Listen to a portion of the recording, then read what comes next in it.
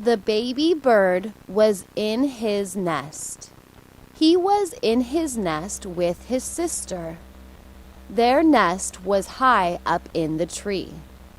They were waiting for Mama Bird.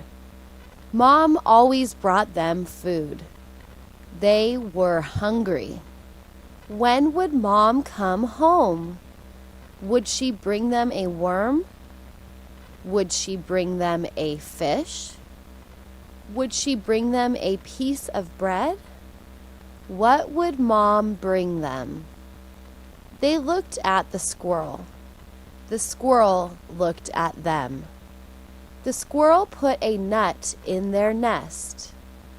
The birds looked at the nut. How could they eat a nut? They didn't have strong teeth. The squirrel has strong teeth. The baby birds had no teeth. They had beaks, but no teeth. They heard Mom.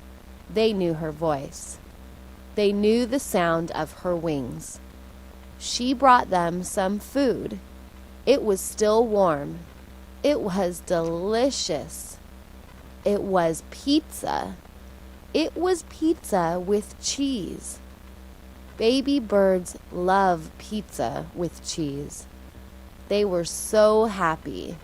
How delicious.